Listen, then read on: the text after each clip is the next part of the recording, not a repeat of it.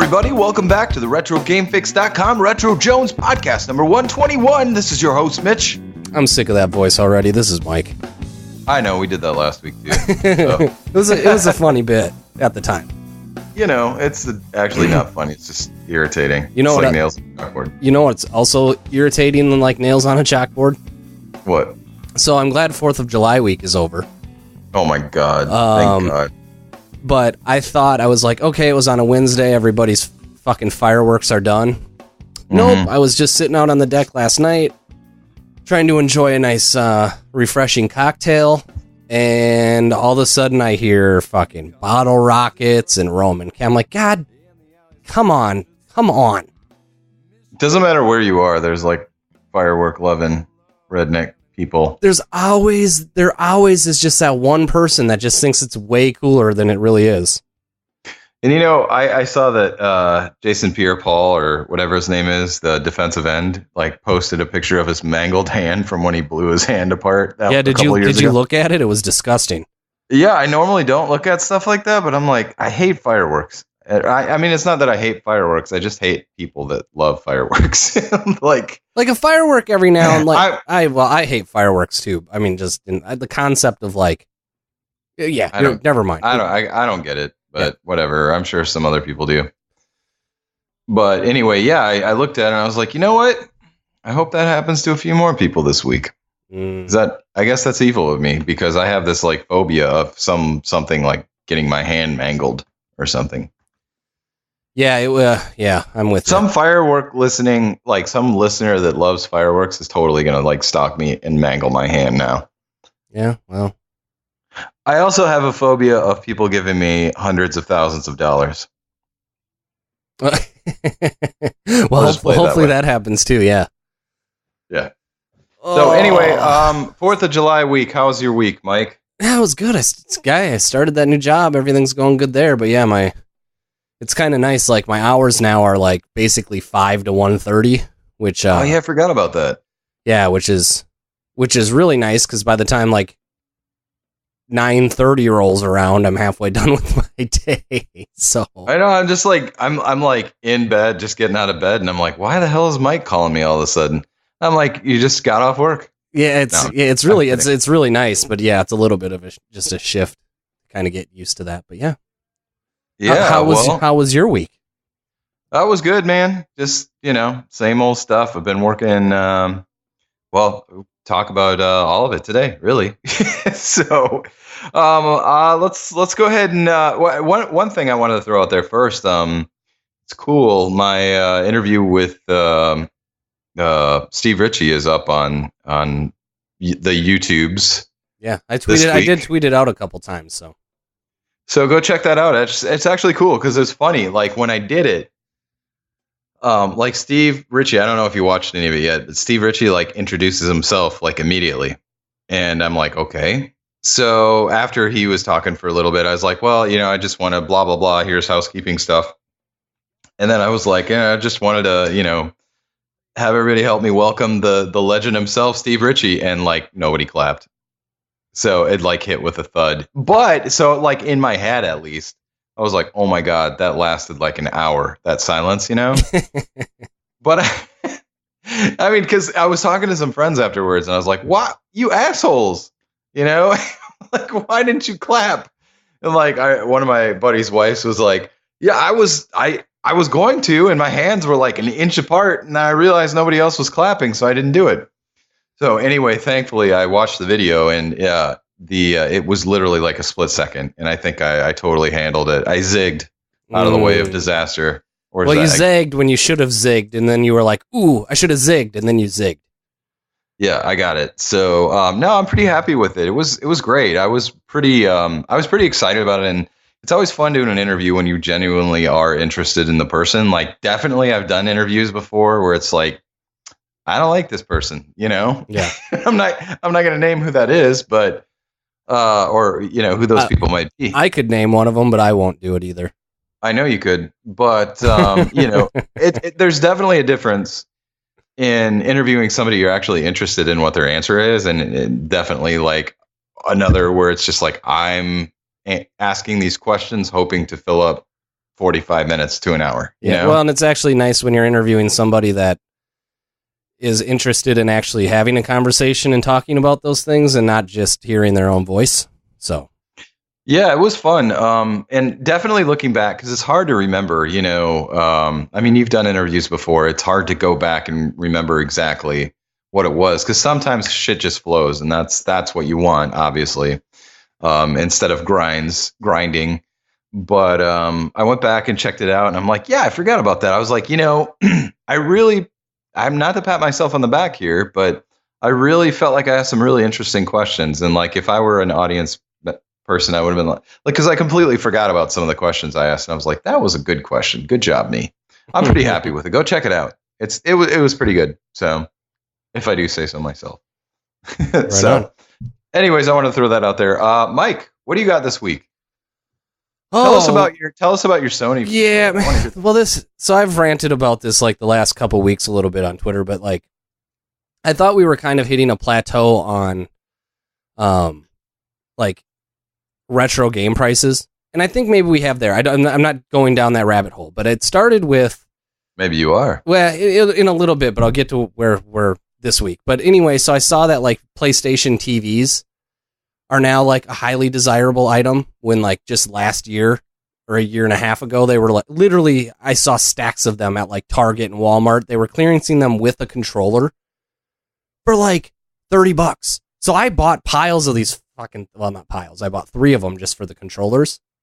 And so what is that anyway? That was that Vita thing where you could put Vita games in it and play your Vita games on your TV as well as stream your PS4. Oh, so it was that thing. So anyway, it kind of hit with a thud, and they clearanced a bunch of them out. So I bought a few of them because I wanted the ones that came packed in with the controller. So I bought it just for the controller. I threw the box. Dope, actually. They were actually pretty dope. I actually really liked it. I'm surprised it wasn't more popular. But anyway, I see that these things are going for like $150 now on eBay, and I threw the boxes and shit. So like the loose ones aren't going for that much. I mean, the loose ones are like $80, which is still cool. I mean, it might sell my other 2. Yeah. But nevertheless, I was Googling, and like I heard that PS3 controllers are now super expensive. And I was like, get the fuck out of here.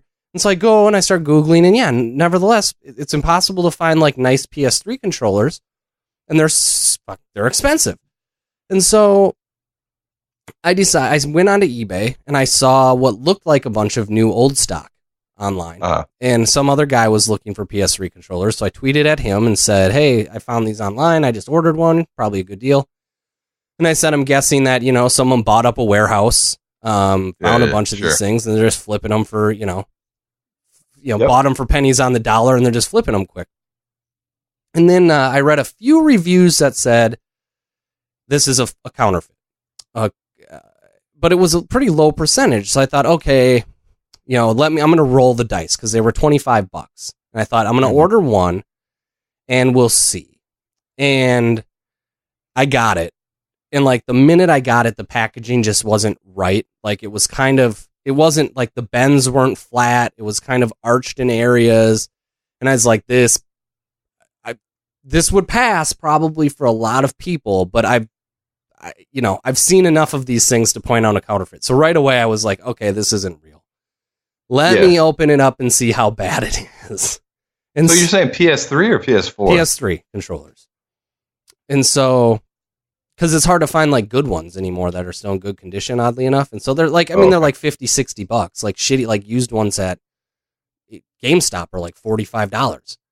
Dude, I got a couple you can just have. Yeah. One of my buddies put a brand new battery in one of them as well, and was like, I don't need this, and I'm sick of reviving my PS3. I'll just send them to you, dude. Yeah. Throw them in when you ship that Mario back, throw them in, and I'll send you a Zelda. Sweet. But anyway, so I open it up, and immediately I'm like, this isn't real. So like the fonts weren't quite right, the print wasn't right, the plastic molds, like, on some plastic molds where you can see like rough edges and shit where like it just didn't. I don't know how plastic molding works. Like somebody 3D printed it and forgot to sand that. Yeah, and forgot to sand. Yeah. That's exactly it. And I was like, this is bad. And so the guy he does YouTube videos. His name's Super Nintendo on Twitter, but he's like, I think mine's legit. And then he snapped a picture of it, and I was like, Yeah, sorry to break the news to you, dude. I mean, I said it's a pretty good knockoff, but this thing isn't real. And I sent him a bunch of pictures of like, just the slight differences. Mm-hmm. And I said, but you can plug it in. It might still work. He tweets me back. It says, yeah, it worked for about 20 minutes. And so I'm going like, okay, I want to open this thing up and see actually what's in this fucking thing.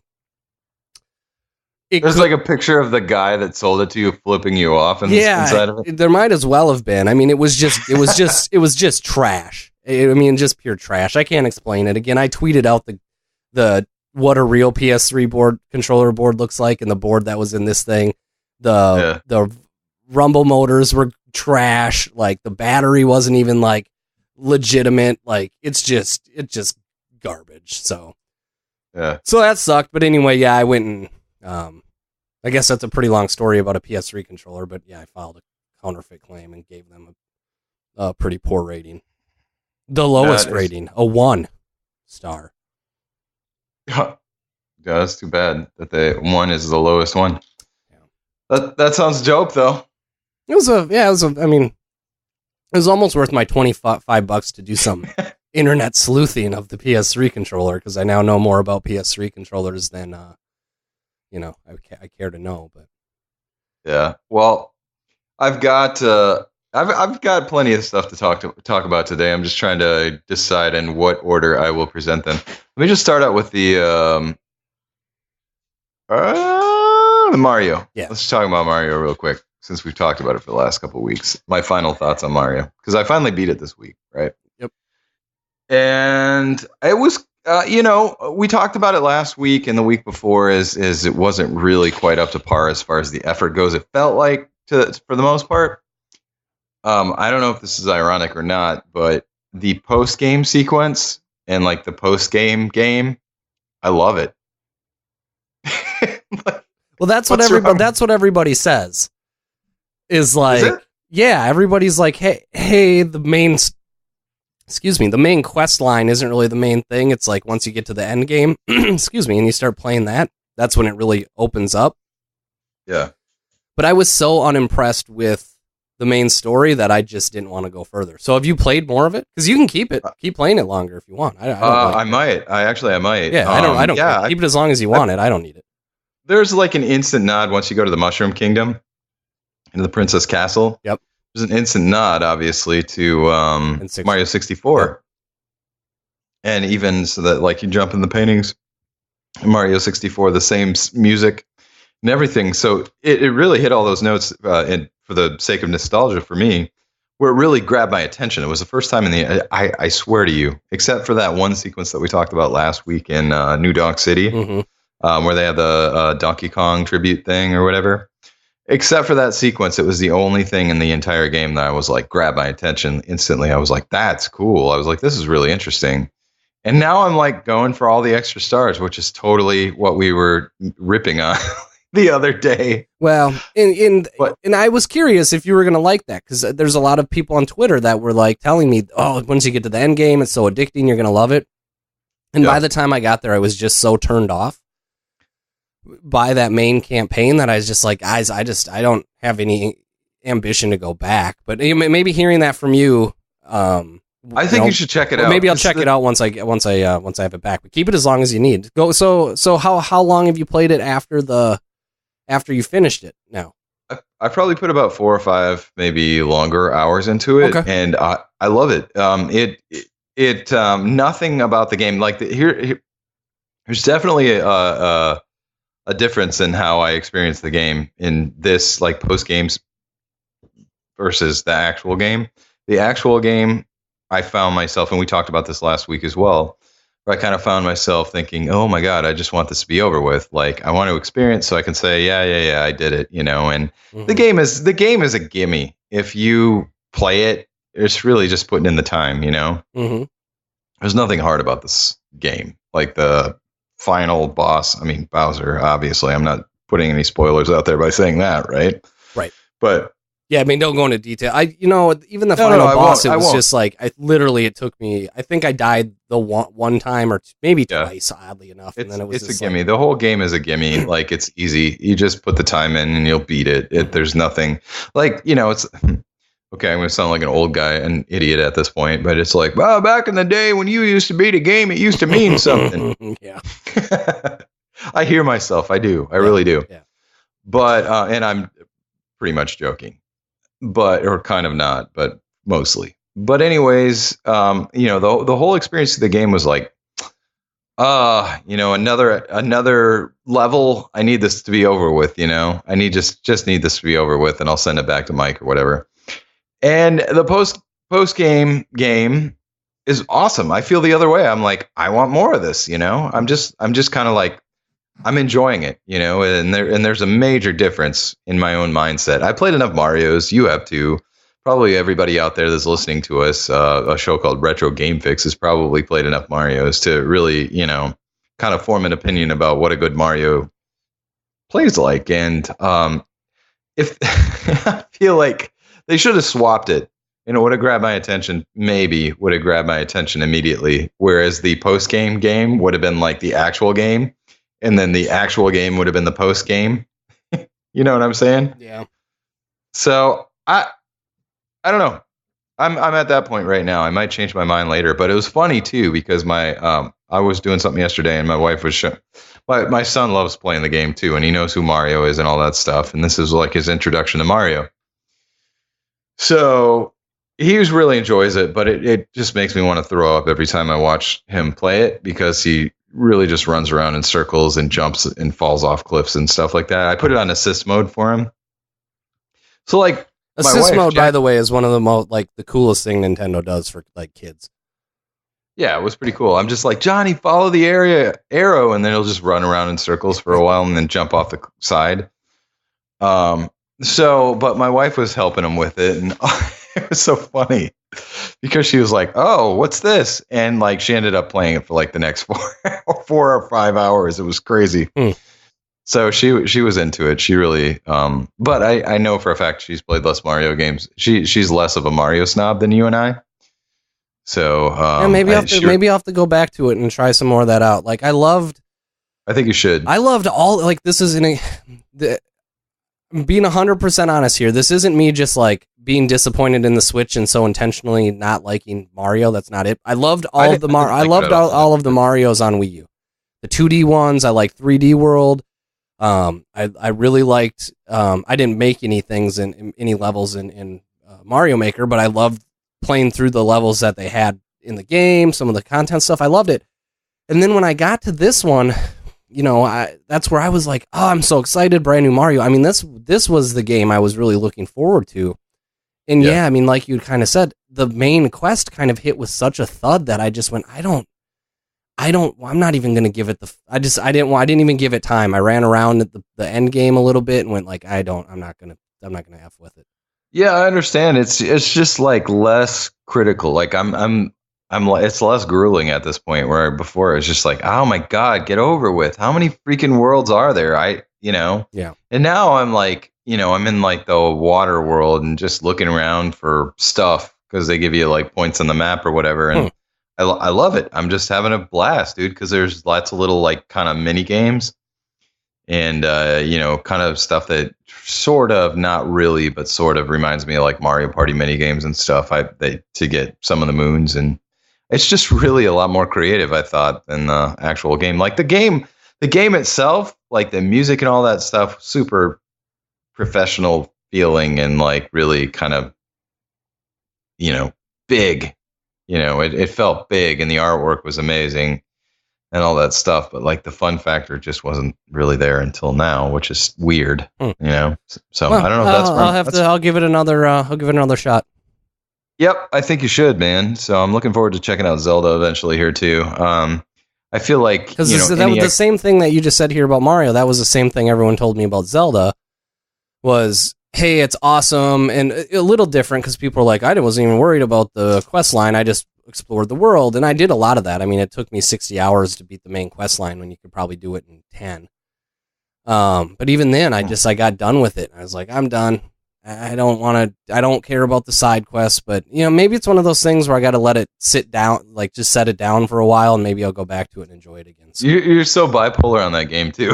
Well, I am, and it was weird because I went back to it and I was like, God, I'm having so much fun now. And then there's just things that happen, just mind-boggling shit about it that just completely, every time I start to feel great about it, it's completely negated. I said this on Twitter, not to pivot too hard into Zelda, but where it's just like, Nintendo had this fun meter where they're like, whoa, Mike's having too much fun.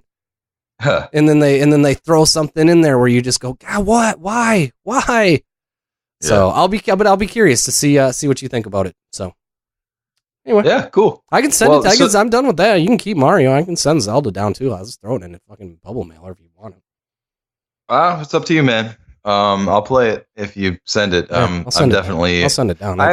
I definitely put some time into Mario because I was kind of just bulldozed my way through the end of it. And then the end came up and it was just like a nice surprise. I was like, whoa, what's this? I did not expect this. And I was like, thank God I can finally turn this off. And I was like, oh, what's this? Well, I'm glad I'm not the only one that thought the campaign was pretty forgettable. Not good. Yeah. I've been really being like nice about it in the last couple of weeks, but I really didn't like it at all. So, anyway, a couple other things. One of the cool things that you sent me was that Kickstarter about the Sega Master System Compendium. Yeah, that's super. That looks really good. Did you back it? I have not yet, but I fully intend to. I've got 25 days, I think, on that. Yeah. And or something like that. But I'll do that after we get done with the podcast because I kept seeing it on my phone and I haven't actually kickstarted anything. So I've got to set up like the profile and shit, and I'd rather do that on my desktop than on my phone. Sorry, I jumped in. Maybe we should tell everybody what the hell we're talking about. Oh yeah. Sorry, completely jumped in like we were on the phone. That's why two heads are better than one. Sometimes I forget that we're actually podcasting.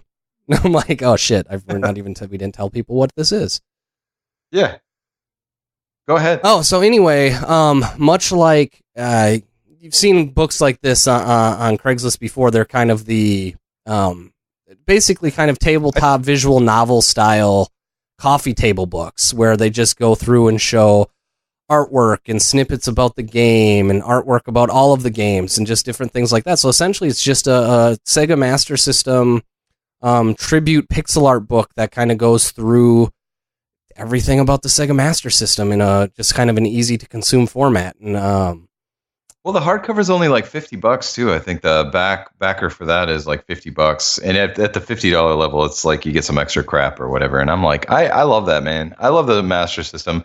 Whether we really believe, because we went over our top lists a couple weeks ago, and whether it's at the top of our list or not, doesn't matter. We love the system. Yeah, and you're right. I mean, I should have put it higher on my list. I think the one thing that we would say is like, Mitch and I both. That's not what I said at all. No, I know. I'm saying it, but what I think we're going at is like, I think both of us would probably never admit that, like, say that the Sega Master System is better than say an NES. But as far as we go, like, Sega Master System's fucking awesome, dude.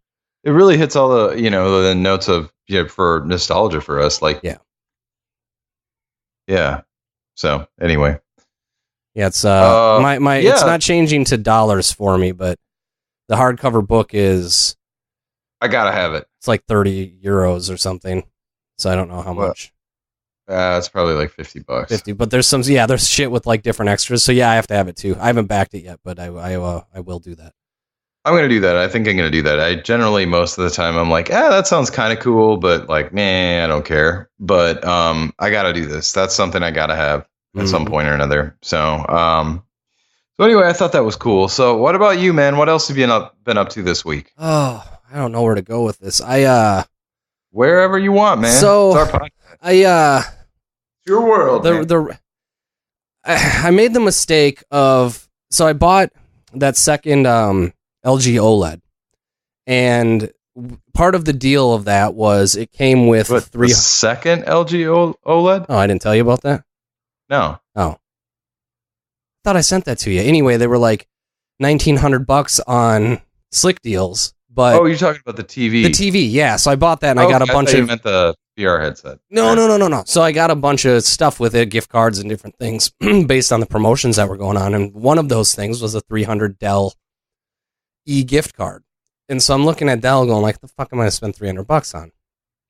And so I remembered there was a newer Thrustmaster steering wheel that came out to align with the Gran Turismo release. And it's supposed to be a better wheel, just a more upgraded wheel. And so I thought, well, it's $800 on Dell. And I thought, well, I can knock it down to $500, sell some of my stuff, yada, yada, yada. And I'm upgrading for like $250. What that ended up doing was me going, hey, let me just Google what the latest and greatest is in sim racing in 2018. And holy fuck. Yeah, and then it turns out that Fanatec released a bunch of new stuff, and like the long story short, I came across a new wheel, pedals, shifter, e-brake package, wheel package too, that is about $1,300, and I need to have it. You gotta have it, huh? I haven't ordered it yet. I it's not a rush for me because my main goal was just like selling the Dell card or trying to figure out what to use the Dell card on, the Dell credit. But I came across this and I went, that's my end game. Like much like my headphones, and I'm like, all right, I'm just gonna upgrade these headphones one more time. Like this time, I was like, that's it. That's my end game right there. So what do you think the upgrade fee is going to be from your current setup to this setup? Oh, fuck. And what makes it so much better? Well, the force feedback is better. Actually, the biggest upgrade from it, well, because I have two options. So the PS3 and Xbox they have like different lockout chips for accessories. And so the Fanatec, with wheels, specifically the wheels, you can't use an Xbox wheel on a PS4 or PS4 wheel on an Xbox. Oh, sure. So what Fanatec did was they put the lockout chip in one of the things, and I don't know if I'll go back to PS4 because I'm not a huge fan of Gran Turismo. I don't know if I even really care. But they put the lockout chip for the PS4 in the wheelbase, and then they put the lockout chip for the Xbox in the actual wheel itself. So okay. If you buy an Xbox wheel and buy the PS4 base, then your wheel is actually compatible with PC, Xbox, and PS4, and it's the only company that actually does that. So that would actually be kind of cool to have. The package I was looking at was an upgraded package that actually didn't allow for that compatibility. But that was kind of what got me started down that road. But then the pedals have like hydraulic options, and like, right now, like my pedals are basically just spring loaded. Right. And so you can get it feeling pretty close to real, but it lacks like that real car pedal feel. And so these, with kind of the hydraulics and spring system, the pedals supposedly are supposed to feel pretty damn good. And just everything about it is just a step up. It's more of like, it's just more, focused on sim racing instead of trying to be like this catch-all. Hey, you bought a PS4 and you want to do some, wheel racing? Here's some Thrustmaster stuff. I mean, this is really geared toward that high-end sim racing crowd. And so there's just little kind of nice to haves that they put on everything, and it just makes quite a bit of a difference from all the reviews that I've read. So I don't know when I'll end up doing that, but that's kind of next on my list. Yeah, I got your text the other day where you were like, "Oh no!" You're like, "Holy fuck!" Fuck me. Yeah. Yep. So stay tuned for that. But just real quick to kind of stay on the sim racing thing. Go ahead, man. Take your time. That got me onto. Yeah, I reformatted my computer a couple weeks ago. I just wanted to clean it up and rebuild it.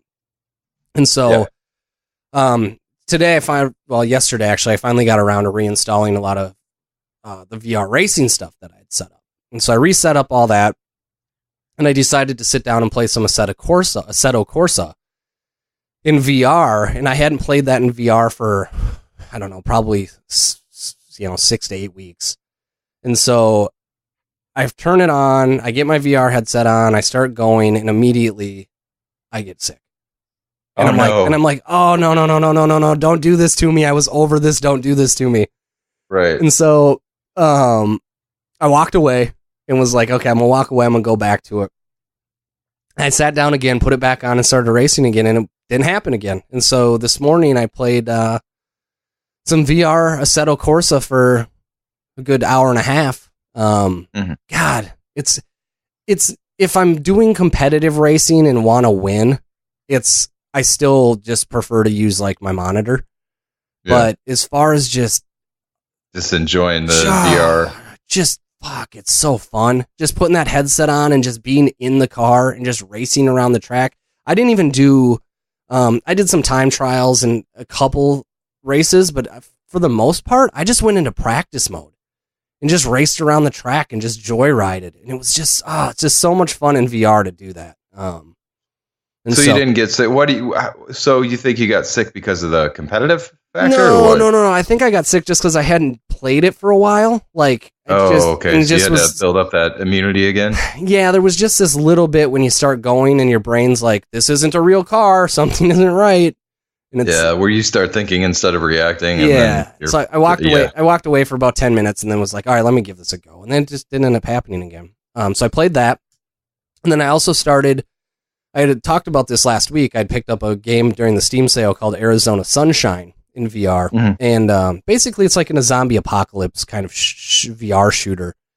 And it's not very long. I didn't play a lot of it. I think I played it for about 30 minutes, but essentially you're kind of in Arizona and there's just a bunch of zombies to kill and you kind of walk around and just blast zombies in the head. But man, it's a ton of fun and it's got some narrative and like he's always talking to you and he's like, hey, we got to find this radio. And then like the radio burns out. And he's like, shit, now we got to find another radio and a battery and all this shit. So you're kind of looting cars and all this other stuff. But then at the same time, like sometimes there's hordes of zombies that come at you. But there's one time where I'm focusing on like just pegging off these zombies, which is like, it's super satisfying when you get a headshot on a zombie.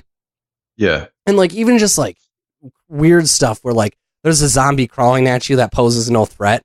And I'm like, I'm just going to walk up to this thing and just stare at it and you just pop that fucker in the head and you're just like, yeah.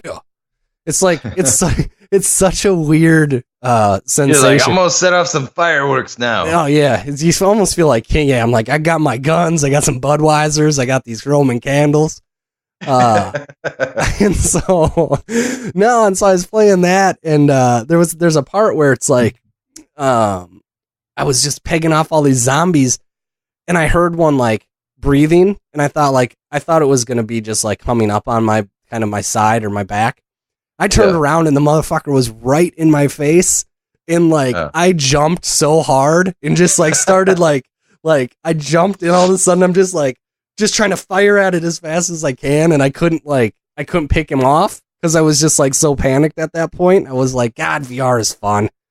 That makes me think of those initial VR when we had the Oculus. Yeah, those video. Oh my God, dude, because the videos you did, for anybody that hasn't seen them, go to our YouTube channel, youtube.com/RetroGameFix. But Mike's initial videos, with Affected, right? Yeah, it was Affected, yeah. Oh my God, it is the funniest thing ever because you did the slow motion, like scare things or whatever. So you've got you and you see your face when all this crap happens and then you see it in slow motion. Dude, once you did that, I showed like everybody I knew and I was just crying. And nobody else thought it was as funny as I thought it was, but they thought it was funny. But like I was crying every time I saw it. I was laughing so hard. Yeah, it was a lot of fun. That was hilarious. But yeah, it was kind of, this isn't like a shock scare game like that. There's just certain points where it happens. And man, I was just like, so yeah, just having a ton of fun with VR again. I hadn't, it's kind of one of those things where the headset's That's kind of surprising. I thought that was over, or I thought that had waned. I did too, until like I started playing it again because it sits on my desk and I could just have these like that thing. I should use that one of these days again. And finally the Steam sale happened and I bought a bunch of stuff and went, all right, I'm going to use it again. And I started playing it and I'm just like, oh, this is so much fun. The only thing is I'm a sweaty person. And when you really get going in those games, like all of a sudden my head starts to sweat and I don't have any hair. And so it kind of leaks, down into the headset it can. And all of a sudden the glasses start to fog up a little bit. So, you just need to get like a Karate Kid bandana or something. Yeah, right. Yeah, I suppose. So yeah, so I did that. That was fun. Awesome, dude. So that's what I got. But I'm gonna play more VR this week. I've got a few other games. I'm gonna get into Super Hot and some of the other stuff. So I'll report back next week. Cool, man. I love it. VR is kind of making a comeback with you. It's interesting. Yeah. So I did a lot of diner restoration. This last week I got my playfield back, and I haven't texted you anything with any pictures or anything like that because you'll find out in just a second. But so I got the base clear coat on it. So my buddy Joey did the base clear on it, just essentially so that everything is really, it seals in all the shit, because there was a lot of stuff that soaked through the wood, like grime and stuff, that I couldn't get out of there unless I sanded like the whole playfield down. I wouldn't get, even then I'd still have some, because I don't know what this diner went through, but it's the worst thing I've ever seen. I'm like, did this go through Katrina or something like that? Because this thing is like messed up. But that's the way I like it. And again, I think I said this last time too, but it's like, it's going to be like a year-long restoration. I'm okay with that because everything that I have in my basement right now is better than Diner, even though Diner is a great game. I just have some awesome games. So if I do say so myself. So anyways, I just sealed some of the grime and shit in there because every time I'd spray over it, it would just like leak through. I don't even know what it was. But so with my vinyl cutter that I bought a couple weeks ago, I've been getting really good at that. And I've been, basically making masks for my airbrush for the inserts, for all the plastic inserts, because all the inserts on this thing, almost all of them I had to replace because they were either cracked, and I sanded the other ones anyways because there was some some issues and stuff like that. So I'm about 14 inserts in from like, I don't know, countless hours this week. I made every mistake in the book and I have screwed everything up, and that's how I learned. But the cool thing is I have a vinyl cutter and I have an infinite amount of retries here. So it's not like, when I've done stencils for cabinets and stuff like that before, it's like I have one set, don't fuck this up, Yeah. Here, I'm just like, well, whatever. It's water-based, so I just wipe off whatever was on there before, the screwed up one, and then just try again. So that's cool. And there's definitely been hot and humid down here, so I moved it into the house, and that's been going a little bit better. But it's great, except for, sometimes basically in layering, I have to make sure I get the weakest ones that don't stick as well, do them last. So I just kind of reverse my order, but it's kind of a fun learning experience. And sometimes it's a little frustrating, but I haven't sent any pictures because the playfield looks like holy hell. It looks like shit, like total shit. And if at this point, yeah. Oh yeah. If I send a picture of the insert, you're going to be like, that looks like shit because everything around it looks like balls, So I'll send a picture, or I'll give you a before and after picture, because what I'm going to do is I'm going to try to get all these inserts done. There's 24 inserts, and I have, I think, 13 of them done. So I'm going to try within the next week to get the rest of them done, and send it back to my buddy. Do all the like white areas as well. Send it back to my buddy. He'll throw another couple coats of clear coat on it to seal all that shit in. It's essentially like a save point, And then I'll start working on the rest of it. I think the rest of it's going to be a little bit easier, but it's a hell of a lot of work. But I've been enjoying it sometimes, and other times I've been frustrated with it. But it'll be a hell of all I'm saying is that it will be a fucking monstrous before and after pic. Yeah, I can't wait. I can't wait to post both of them because I saw the before, and I was like, "That's going to be a fucking project for you." But oh yeah, it's the worst thing. So it was funny. So I told you to send me some of those pinball pics, and man, like people like pinballs are so cool. People love to see those, and so it's like everybody, hands down, one of the favorite things. Everybody always comments on the Star Trek pin.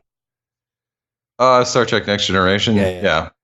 And I'm like, yeah, that's some of the few of the pictures. We'll try to get more, but yeah, I mean, you've owned tons of pins. I mean, it's like there's the ones you have now, but I mean, you've had so many of them over the last 3 years, 4 years that it's like hard to keep track.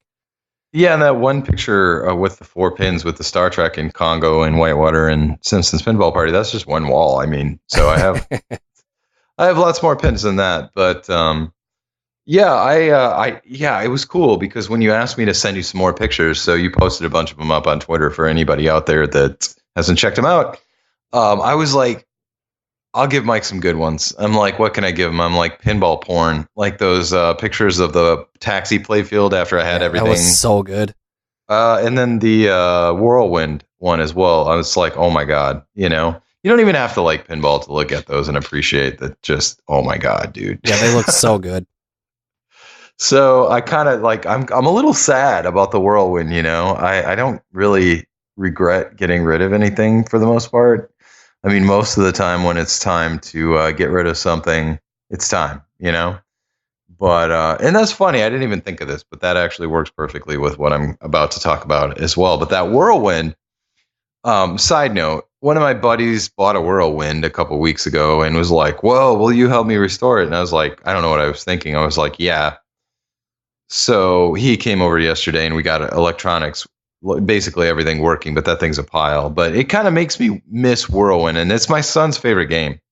He always he loves it so much, and it's such a fun game. I really connected with it. And I love it. But essentially, my Whirlwind. I haven't talked about the story yet, but I've got a Tales of the Arabian Nights which for me and my wife as well, it was like a dream. It was like one of those pinballs. This was during our break when we weren't podcasting, but it was one of those pinballs where I'm like, I swear to God, 5 years ago it was a $5,000 pin, and now it's like a $7,000 to $8,000 pin. Yeah, and it was one of those things where it's like every year where I'm like, oh, maybe I'll have enough money to buy one of those. And it just keeps going up. It just keeps going up. It's like it keeps getting out of my reach. I just keep reaching for it, and then it moves 10 feet away. So one came up on Craigslist. I think this is the end of November, early December. I think it was the beginning of December. So anyway, one comes up on Craigslist, and anytime something cool like that comes up, I'm always like, how can I make this happen? Is there any possible way? So, and I'm like, I'm not afraid to just throw shit out there, I'm like, okay. So I was just like, whatever, I'll send the guy, he's a guy that I've known of, and he's known of me. And so I was just like, okay, hey, Brett, I see he had all these awesome pins. He had like a Monster Bash, Attack from Mars. He had a Twilight Zone, Circus Voltaire. All of them were like just beautiful. And I was like, okay, man, I see that you accept trades as well. Here's everything that I have at the time. What would it take for me to get that Tales of the Arabian Nights? And if nothing, that's totally fine. I just would not feel right. I just want to reach out and see. Yeah, I do that all the time. Why not? That's how I have such an awesome collection. So, anyways, he was like, he's like, I've got a customer that really, really wants a Whirlwind. Cause I told him, I just put everything on there, and I put that I had a restored Whirlwind when I still had work to do on that Whirlwind. It wasn't done yet. And he was like, wow, I have a guy that's really, really into Whirlwind. He's like, I'd love to see some pictures. So I sent him pictures, and he was like, that looks freaking amazing. How much do you want for it? And I was like, well, and I kind of stretched the truth a little. I was like, I have about $3,800 into it. And he was like, let's ask him if he wants to pay $4,500 for it. And I was like, you got to be fucking kidding me, because this guy wants to sell his Tales of the Arabian Nights. And he's got a guy that wants Whirlwind, so it's mutually beneficial, right? Yep. I mean, he gets his cut. So anyway, so the guy comes back. He takes a couple days, and he's like, yeah, okay, yes, I want it. He saw the pictures. I gave him more pictures and stuff. Because essentially it was up. I had a short that it took me like 2 weeks to trace down. So anyways, I'm like, I really felt weird about it because I put all that work into that Whirlwind, and I hadn't even played a game yet, and some guy wants to buy it from me. So I was like, and he wanted the first game. So I'm like, oh man. So, I've got to basically play it a little bit to, check to make sure all the bugs are fixed and stuff. But anyway, so I felt weird about it. But then I was like, if the guy's giving me $4,500, I don't feel weird about that. Yeah. That's a fortune for a Whirlwind. An average condition Whirlwind, according to Pinside, is $2,400, Yeah. So that's like $2,100 over that. And granted, I did pimp that thing out. I had a lot of money into it. Yeah, it was awesome. Like you'd mentioned, I'd put a picture online of that playfield, and it's like, oh my God, it looks so good. Yep. So, anyways, I was like, well, God, because he wanted 7,500 for this Tales of the Arabian Nights, and yeah, that does sound a little tad bit high, but it's freaking beautiful. I'm not one for LEDs. Like, I don't even know if I've expressed this opinion before or not, but like LEDs and pinballs, I'm more of like I just am. I'm just a purist. I hate to say it, but I just am. Where it's like, if for the most part, if a machine wasn't designed around LEDs, like look, like the brand new pins, the Iron Maiden and all that stuff, and the Ghostbusters look awesome with LEDs. But it was designed with LEDs. But like, taking 90s pins and putting LEDs in them, I just don't like the looks of it. It just irritates me usually, No, I'm not a fan of that either. Like, I understand probably why people would do it. They're brighter. It can add kind of this retro mod kind of look to it. But at the same time, I'm like, I want it restored to what the original kind of OE intent was of the machine. And so I'd rather not go that route.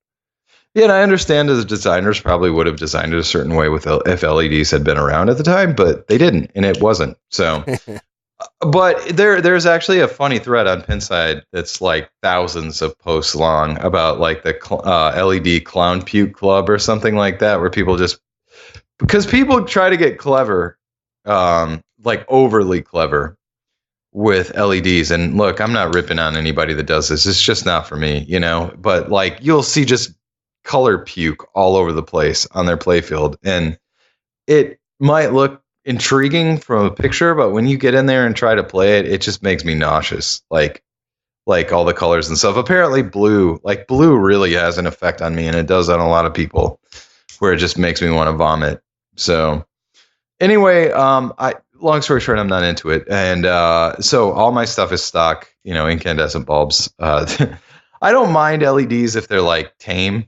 But like color puke LEDs, I can't do it. Some people just overthink it, in my opinion. So anyway, getting back to the story. So my Whirlwind, I was like, okay, I agreed to sell it for $4,500. I was like, okay, I still need $3,000. So anyway, this Tales of the Arabian Nights, it had Invisiglass, and I don't know, do you know what Invisiglass is? Mm-mm. I mean, you could probably figure it out by just the name, but it's also known as like, museum glass. It's non-reflective glass, basically. It's like $300 a sheet of glass for a pinball table. It also had Invisiglass. It had everything. So essentially, when you're looking at this thing, when you're playing it, it's as if there was no glass at all. It's amazing. It's one of those things where you have to touch it to be like, oh my God, there's glass there, Because sometimes sometimes the benefit of it, at least, is that sometimes the glare from like the dot matrix display or the back glass or lights or something like that just gets in the way a little bit, and it just looks fucking awesome. So that, and look, I understand I'm being a hypocrite here by saying that I know that wasn't around then, but it is now. You know what? I like it. It also had mirror blades, which I generally wasn't too thrilled with to begin with, like that idea of having mirror blades. So mirror blades are just basically these like literally like on the side blades, which are usually just black. They put these mirrors in them essentially, which are fitted to the side of the cabinet. So it basically looks like the playfield is like twice as big as it is. It's kind of a cool illusion. It was everything on this Tales of the Arabian Nights. Look, I'm not a big fan of LEDs. I'm not a big fan of mirror blades. I'm not a big fan of like all these mods and stuff like that. But it was fucking beautifully done. So I was in the middle of work one day and I was like, I have like 2 hours to kill. So I called the guy and I was like, can I go check it out? And he's like, yeah, come on and check it out. I played it. I was like, oh my God, it's fucking amazing. I got to have this. So I was like $3,000 off. I ended up, somebody was interested in, my buddy Steve was interested in my Bride of Pinbot. And I love Bride of Pinbot. It's one of my favorite games and I hope to own it again someday. He ended up buying that from me, and that pretty much, out of pocket, I ended up spending $500 on this Tales of the Arabian Nights, but I was able to trade essentially. But thinking of it this way, to trade a Bride of Pinbot, which was, it'd be kind to say it was in player's condition. And so player's condition, Bride of Pinbot, and a mint Whirlwind. Bride of Pinbot and Whirlwind for Tales of the Arabian Nights, like any day, Yeah. So any qualms that I had about it, I was like, just think of it that way, equal it out.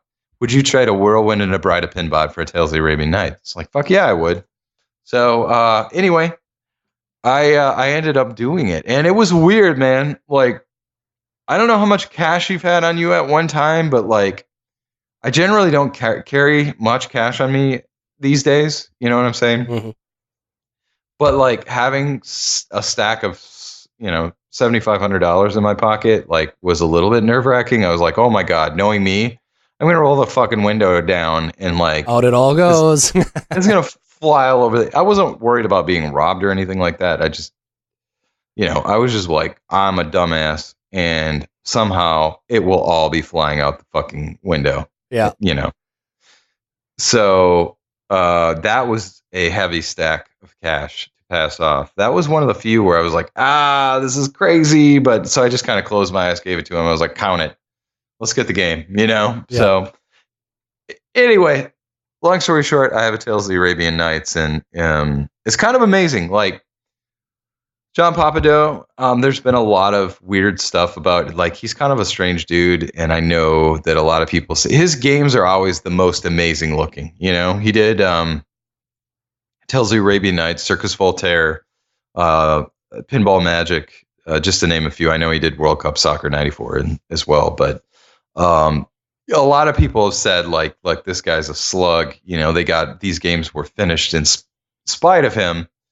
There was all this stuff recently where he ripped a whole bunch of people off. He's just kind of like a shitty dude, but the game is fun. It's not my favorite game. In fact, if I ranked on the 6 games that I have in my basement right now, I would say it's probably in 5th place as far as my favorite ones right now. But I don't mean that as a knock on the game.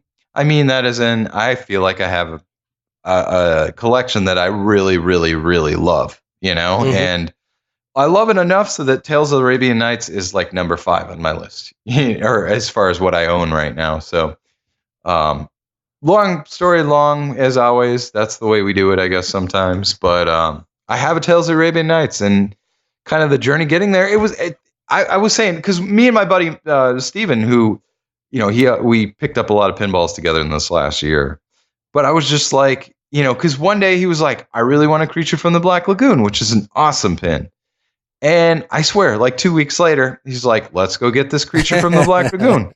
We were like willing these things to appear. You know what I'm saying? Yeah. It was like, I was like, I really want this, and I'm crazy about it, and I'm going to get it, and damn it, and that's just how the diner fell in my lap as well. Remember, I told that story several weeks ago about how my buddy was like, oh, on Facebook Marketplace, there was a diner for like, $400 or $350. And I was like, oh my God, and so I put out feelers. I was like, if anybody feels like they're over their head on this project, let me know. I will give you, more than you paid for it to get this project. And it turned out that I ended up getting it and doing this other guy a super favor because he totally made a mistake by buying it. So, I was just willing these things into existence. So the only one that I need to will into existence now, the only one on my list right now that I'm like, I would love to own that is an NBA Fast Break. And that's an obscure title that I think a lot of people probably wouldn't want, but I love it. It's a fun game, and you would love it. Yeah, when you sent me the pictures of that, I was like, don't do this to me. I have too many, I can't have another expensive hobby. I can't. Well, and that's the thing about it. The game itself it's only about a $2,400 pin. And I say only because look, everything I have is 4 to 5 to 8 at this point. Yeah. So pinballs are expensive. It's a really expensive hobby, but that's on the lower side of one, and it's an awesome game, and I really like it, man. And a lot of people shit on it and stuff, and I just thought they did a great job with the game. I really enjoy it, and I think it's George Gomez who had done it. I think it's a kick-ass game. That'd be an awesome one to put in my collection. Someday I'll own one. I'm not in I need everything mode right now. I'm kind of hyper focused on what I'm focused on right now. But like once I get back in that mode where I'm like, I gotta have a new pinball, that's gotta be in my collection.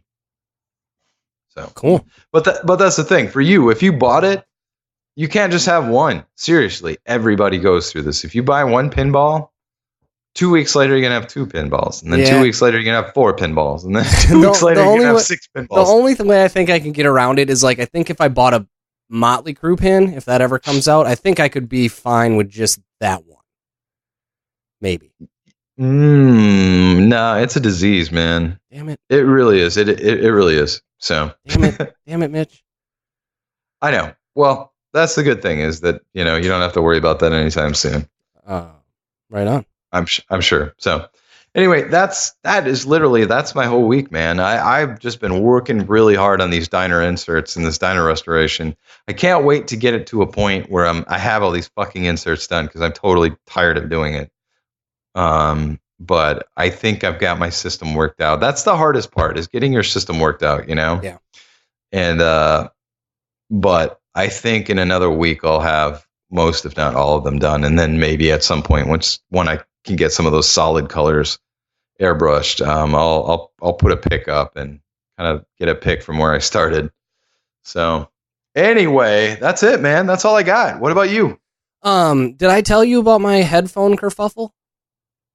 No, I don't think you went into detail about it. Tell me about it. So I've got those. So as everybody probably knows, I have this huge kind of headphone hobby that we'll call it a hobby. I call it fetish. So anyway, but I started to get some of my end game stuff. And so a lot of my, I have a lot of headphones that I use for a variety of reasons, which I can't justify in any coherent way. But anyway, my end game stuff is a pair of Odyssey LCD2s, which aren't super expensive, but price value, they're really nice. And then I've got the kind of matching amp for that. And then my other kind of head game headphones that I picked up were Sennheiser HD800, and their analog amp, which is the model's HDVA 600. And the Sennheiser HD800, it's a super clear headphone. And so there's one step up from the 800, and it's called the 800S. And in the 800S, they essentially they fixed this is completely not video game related, but I need to. That's fine. Go for it. They fixed basically like a frequency spike at around 6,000 hertz that can actually be kind of harsh depending on what music you're listening to. And it didn't bother me a lot, but it bothered me enough to where I was like, okay, I'm going to need to get the 800S someday. And so I saw them pop up on Blink, and Blink, basically they're kind of a middleman in between major companies and their return stock. And so they had the 800S listed for $1,230. And so anyway, eBay had the 20%, so they had kind of that 100 off. And so I went, okay, I got these down to $1,135. I can probably sell my 800 for probably 800, maybe 700 at the low end. Yeah. And so I thought, okay, it's going to be a $300 upgrade. It gets me literally to end game. And so I buy them through eBay so I can use that coupon. And I get them, and these things weren't not only like not open box. So I saw the grade on the box. The grade on the box was an A. It said return, yada yada, gave the status, said grade A. So I went, okay, great. Likely these are going to be brand new or close to it. Open it up. All of the insides are sealed up. Everything looked good. The manual wasn't even open. Like that bag was still sealed. So I was like, oh, this is great. And then I see, okay, the cable was used. And then I picked the headphones up, and the ear cap pad falls off. It wasn't even on the thing. And then I start looking at it, and the band is completely loose. And so my theory here is that because a lot of people, there's like a modding community around the 800 and the 800S to try to mod your 800s to sound like the 800S. Oh no. I'm guessing that somebody bought these, and I know people do this. I'm guessing somebody bought these to do maybe a YouTube video, look inside of them to see what the difference was between the 800 and the 800S, because literally they just put a little piece of foam in it and charged another $400 for them. Oh, and no. Maybe did like a look how flexible they are. I don't know how these things would get in this kind of like disrepair. Like nobody I know that deals in like nice headphones would fuck with their headphones like this. And so I have to send them back. And then they're like, we can't do an exchange, but you can send them back. The unfortunate part is there's no eBay coupon right now. So So I had to send them back. I got my 1132 back, and then Blink was like, well, we can give you a $20 off. So they gave me a $20 off, and I had to reorder them, and so those won't actually be here till next week. And I hope they're in better condition than these ones were. So it's another used one or what? Well, it's like new open box. So okay, it's anything that went back to Sennheiser, they opened up and graded it as like new condition. Nice job grading it, guys. Yeah, nice job. Like the cap was not even, and the cap was kind of damaged because whoever removed the cap the pad didn't do a good job removing it. It was just disappointing. And so it's kind of a risk you take, but like I knew it was coming from Sennheiser. It actually shipped from Sennheiser. And I, on one of my headphones, I had done a repair through Sennheiser before on one of my headphones, and they didn't fix my headphones. They just sent me back like what looked to be like a brand new grade A refurbished pair. And I didn't really care because they were in fucking perfect condition. And then I ordered another pair of Sennheisers from Blink a few months back that came, and they shipped directly from Sennheiser, and it was like new open box. And they were in perfect condition, so I didn't think twice about it. I thought, you know what, the likelihood is I'm either getting a pair that somebody bought and returned right away and they were barely ever used, or I'm getting some sort of, leftover B stock that the box was damaged or something, they couldn't sell it new. Yeah. Nope. They were basically destroyed. And it made part of me just die inside a little bit to see they retail MSRP is $1,700. Generally they're $1,500 or $1,600. And so that's why I picked them up, and just part of me died inside. Like, who would treat these things this way? Somebody that's like, I can just return these and Sennheiser's going to give them an A grading. Fuckers. Anyway, so that sucked. I had to order a bunch of new cables, and it's a different thing to wire them different because I'm an idiot. So yeah, now I got to wait probably another 4 or 5 days to get those. So, and now I have, $2,400 of headphones holding on my card right now until the return processes, which sucks. That sounds ridiculous. But anyway, I didn't tell you the whole story. So yeah, long story short, I got them. They were destroyed. I had to return them, reorder them again. They couldn't match the coupon, so I lost out on $80. Blah blah blah blah blah. Whatever. Sucks. Bummer. Well. Anywho. Indeed. Well, I think that wraps us up for another exciting, mystifying, majestic week of the RetroGameFix.com Retro Jones podcast. So, for the said podcast, this is your host, Mitch. And this is Mike. And we'll see you next week. See ya. You.